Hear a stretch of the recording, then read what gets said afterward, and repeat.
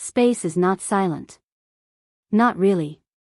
For those who learn to listen, it has a voice. A constant, low hum of creation and decay, of distant suns being born and ancient galaxies dying. For 19-year-old Elara, this was the only music that ever made sense. It was the rhythm of her heart, the song of her soul.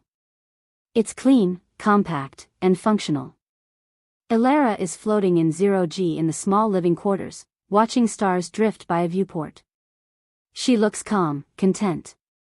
She was a child of the orbital stations, born and raised in the sterile, manufactured gravity of humanity's foothold in the cosmos. But her dreams were always further out.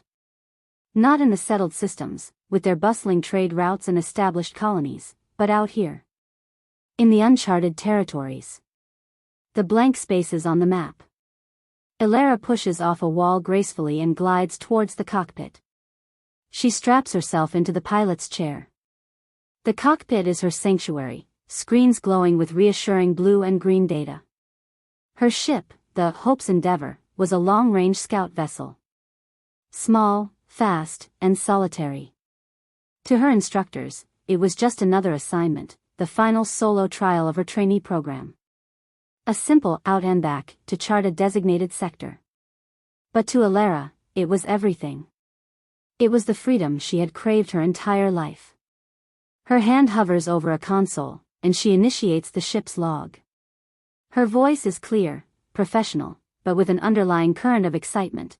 Cadet Elara, Flight Log Entry 73. Nearing the edge of the designated survey grid.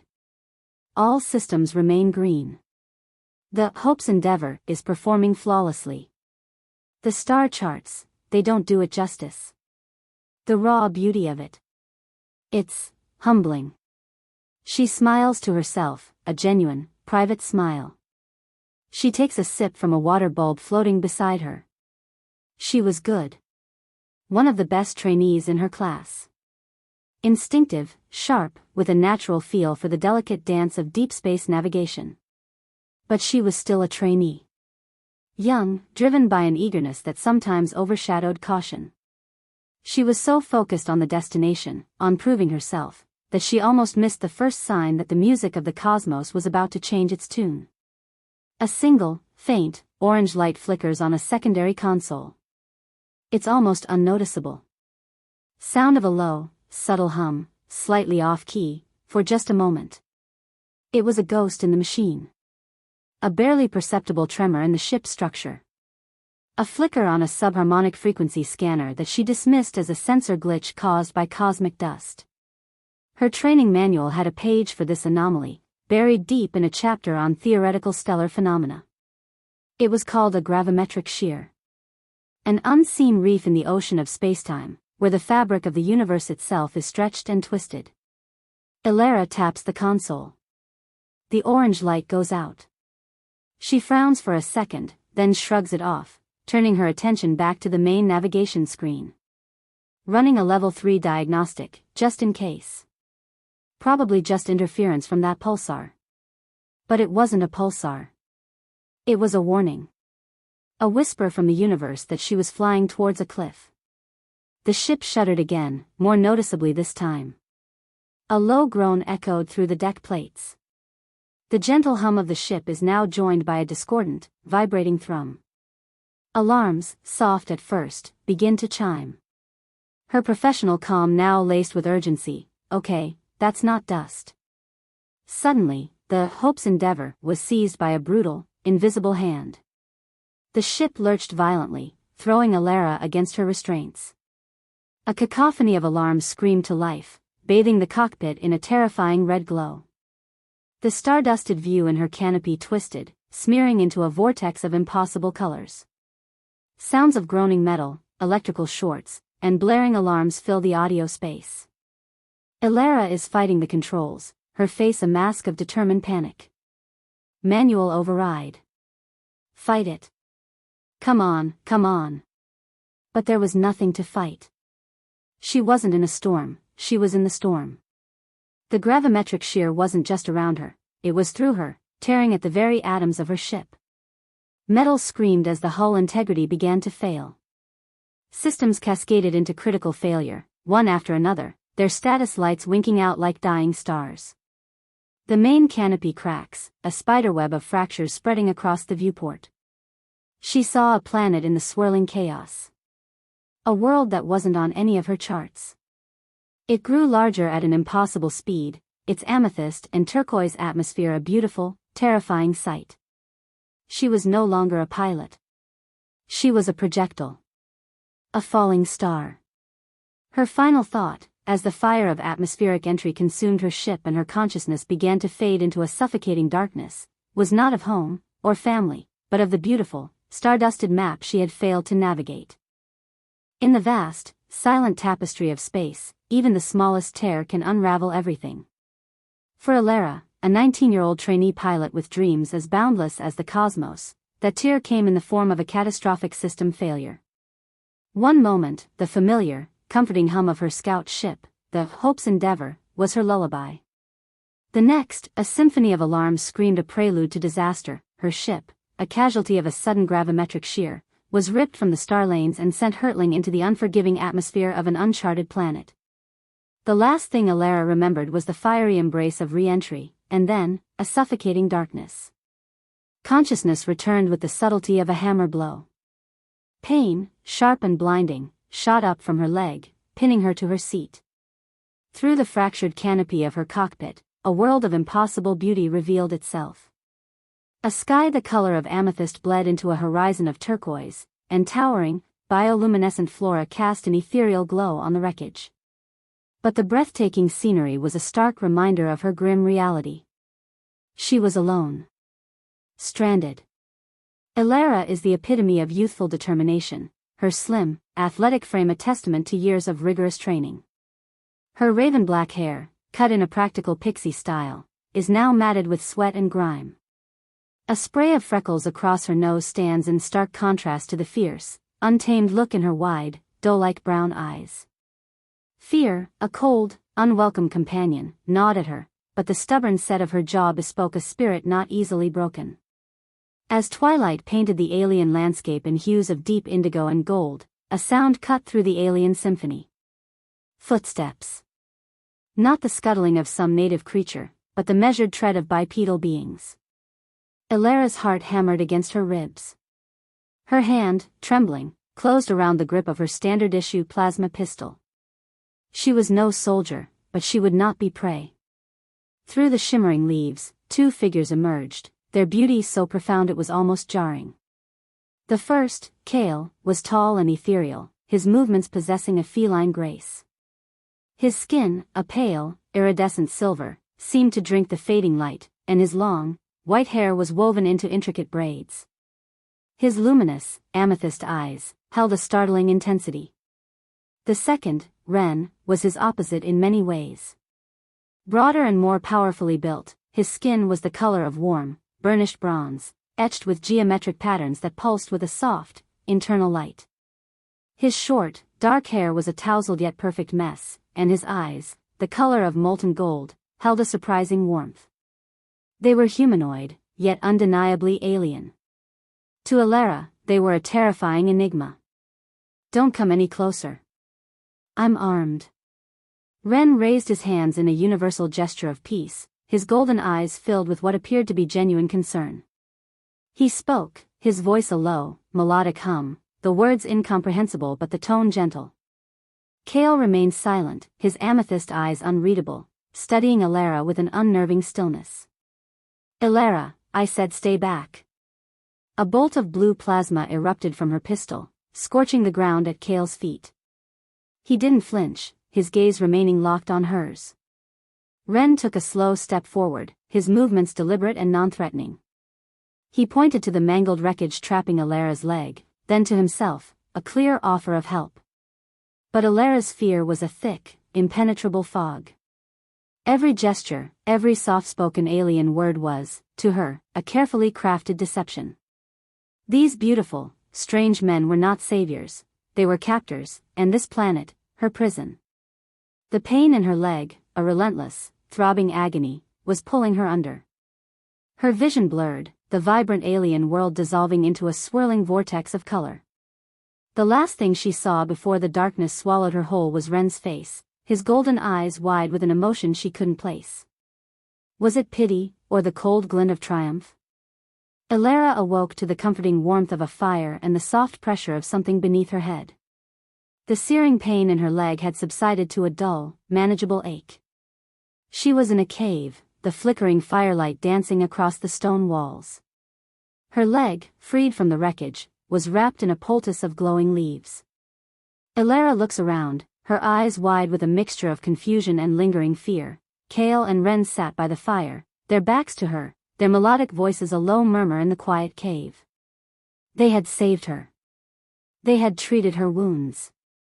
A flicker of gratitude, small and tentative, ignited within her. But the embers of her fear were not so easily extinguished. She was still their captive, her fate still in their hands. Elara tries to sit up and gasps in pain. Kael and Renn turn to her. Renn was at her side in an instant, his golden eyes soft with concern. He offered her a gourd filled with water, and after a moment's hesitation, she drank, her thirst overriding her caution. For a while, a fragile truce settled between them. Renn, with a gentle patience, began to teach her words in his language, his warm smile a stark contrast to Kael's continued, unnerving silence. The silver-skinned man remained aloof, his amethyst eyes watching her with an intensity that made her skin crawl. Lying by the fire, Elara listened. Though she couldn't understand their words, the change in their tone was unmistakable. The gentle melody of their voices was gone, replaced by a clipped, urgent rhythm. She heard them say the words she had taught them for ship, and the sound of her own language on their alien tongue sent a fresh wave of fear through her. What were they planning? To salvage her ship, leaving her stranded forever? Or something far worse? In the flickering firelight, Elara saw Kael's face, and for the first time, his mask of serene indifference slipped. What she saw in his amethyst eyes was not cunning, not malice, but a raw, primal fear. The sound that ripped through the night was a sound of pure, predatory hunger. It was a sound that turned Elara's blood to ice. In an instant, Renn was at Kael's side, a wickedly sharp spear in his hand. Kael held a similar weapon, his knuckles white around the shaft. They stood shoulder to shoulder, a silent, formidable guard against the unseen terror that lurked in the darkness. A new, horrifying thought clawed at the edges of her mind. Had they saved her only to use her as bait? Was she the reason for this new, terrifying threat? The fragile trust she had begun to build shattered into a million pieces. In this beautiful, deadly world, she was her only true ally. Elara's eyes dart around the cave, landing on a sharp-edged rock. As the growling outside the cave grew louder, closer, Elara's hand closed around the cold, hard stone. Her choice was clear. Trust the beautiful strangers who had saved her, or trust the gut-wrenching fear that told her she was a pawn in a deadly game. The unseen creature lets out a deafening roar that shakes the cave. The battle for her survival had just begun. And as the echoes of the roar faded into the terrifying silence of the alien night, one question remained: who was the real monster? His sound vibrated through the stone floor, a physical presence in the flickering dimness of the cave. It was a deep, chest-rattling growl that spoke of size and primal hunger. Every instinct in Elara's body screamed, predator. She watched Kael and Renn, their beautiful, alien faces now masks of hardened resolve. They moved with a silent, practiced synchronicity that unnerved her more than the threat outside. This was not their first encounter with the creature in the dark. Renn's knuckles were stark white around the polished wood of his spear. Kael, a silent specter, adjusted his grip, his amethyst eyes fixed on the cave entrance, his entire body coiled like a spring. They weren't just guards, they were warriors. And this realization sent a fresh jolt of terror through Elara. What kind of world had she crashed into, where such beings were on the defensive? The growl subsided, replaced by a sound that was somehow worse. A heavy, rhythmic scraping, accompanied by the sharp snap of alien branches just beyond the mouth of the cave. The creature was circling them, testing their defenses, its unseen presence a suffocating weight on the air. Elara's mind, a product of years of rigorous pilot training, raced to analyze the situation. She catalogued the sounds, trying to build a picture of the beast. It was large, terrestrial, and deliberate. Not a mindless animal, but a hunter. She remembered one of her instructors saying, "Always assess the threat, cadet. Identify its patterns. Exploit its weaknesses." The memory was a ghost, a remnant of a life that felt a galaxy away. Her training warred with the primal fear coursing through her veins.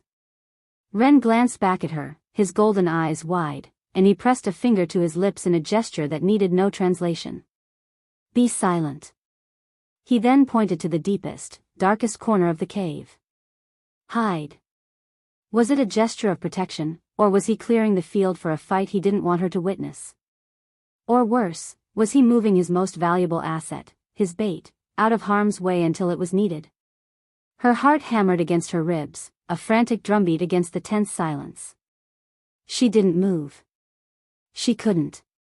Her gaze was locked on the cave entrance, a gaping maw of darkness that promised only death. The creature was at their doorstep. A wet, sniffing sound echoed into the cave, the sound of a predator tasting the air, savoring the scent of its prey. Elara could smell it now, a pungent, musky odor like damp earth and rotting meat. She saw Kael's silver skin ripple, his nostrils flaring in disgust. He subtly shifted his weight, positioning himself more squarely in front of Renn, a silent act of protection that Elara almost missed. That small gesture confused her, but it wasn't enough to quell the storm of suspicion in her mind. Her fingers, slick with sweat, brushed against the cold, rough surface of the sharp-edged rock. It was a pathetic weapon, a child's tool against the nightmare outside, but it was hers.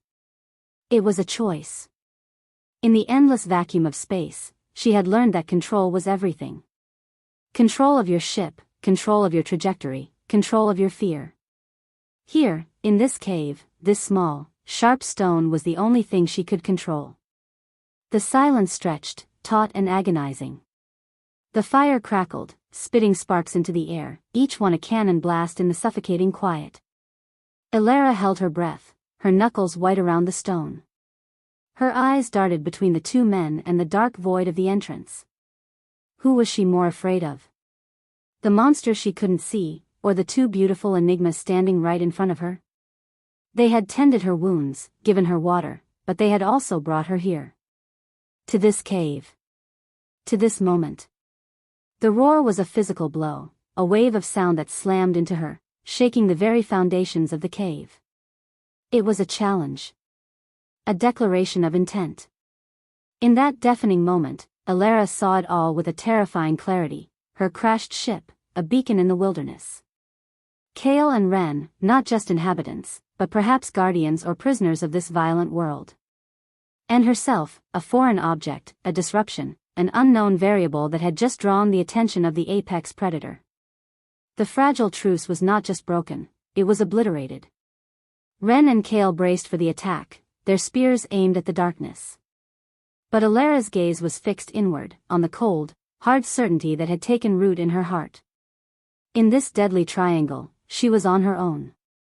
As the echoes of the roar faded, replaced by the sound of something massive charging towards the cave, she knew she had to make a choice. And she had to make it now.